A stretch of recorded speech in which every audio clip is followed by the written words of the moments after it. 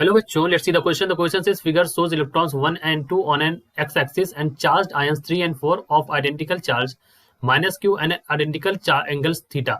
Electrons 2 is free to move. The other 3 particles are fixed in place at horizontal distances, that is r, from electron 2 and are intended to hold electron 2 in place. For physically possible values q less than equals to 5p, what are the third largest values of theta for which electron 2 is held in place. ठीक है, तो इसका बारे में हमें यहाँ पर बात करनी है. तो इस क्वेश्चन को सॉल्व करने के लिए जो हमारा यहाँ पर की कॉन्सेप्ट हो जाएगा, दैट की कॉन्सेप्ट इज, यहाँ पर हमें निकालना है force. So F is equal to क्या होता है, एफ इज इक्वल टू होता है के, तो यहाँ पर हो जाएगा Q1 Q2 by are square. ठीक है, अब आपको पता है यहाँ पर कि जो चार्जेस हैं 3 और 4 पर इक्वल मैग्नीट्यूड पर है, यहाँ 3 और 4 इक्वल मैग्नीट्यूड पे हैं और सेम डिस्टेंस पर है, तो यहाँ पर इनका मैग्नीट्यूड जो हो जाएंगे that is equal to F.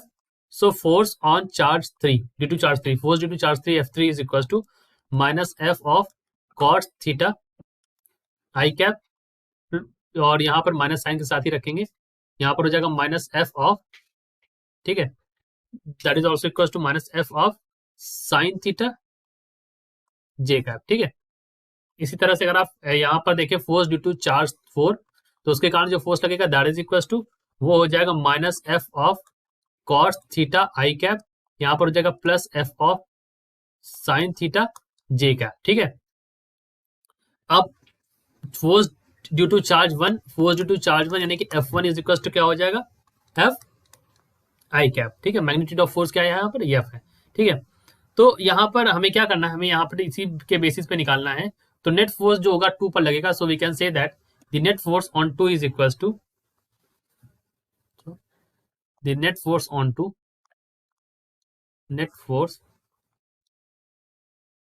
2 is that is equals to 0. इसको बैलेंस रखना है, तो ये हो जाएगा minus 2f cos theta plus f, और that is i cap is equals to 0.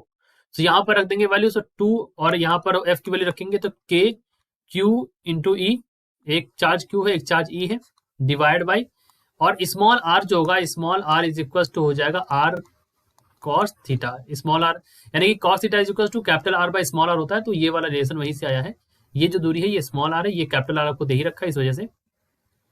तो ये r बाई cos थीटा इसको लिख देंगे आप, क्योंकि नीचे r स्क्वायर होता है इस वजह से, और मल्टीप्लाई बाय तो था ही cos theta is equal to, ये उस तरफ जाएगा तो ये हो जाएगा k e square small F की वैल्यू, और यहाँ पर आर स्क्वायर. अब इनको सॉल्व कर लीजिए तो यहाँ पर वैल्यू आ जाएगी आपकी 2q cos थीटा का whole cube is equal to e. So theta is equal to यहाँ पर आता है cos inverse of e by 2q to the power n/1 by 3. ठीक है, तो ये वैल्यू यहाँ पर आ गई. अब इन्होंने कहा है कि थर्ड लार्जेस्ट वैल्यू, तो थर्ड लार्जेस्ट वैल्यू के लिए q इज इक्वल टू यहाँ पर हो जाएगा 3e.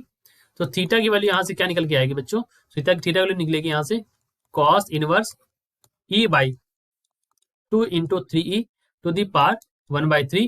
तो थीटा की वैल्यू यहाँ से निकल के आएगी cos इनवर्स, यहाँ पे आ जाएगा 1 बाई क्यूब रूट 6. ठीक है, तो इसकी वैल्यू आती है 56.6 डिग्रीज. ठीक है, यही हमारा यहाँ से आंसर होगा. This is our answer. I hope you understood it well. Best of luck.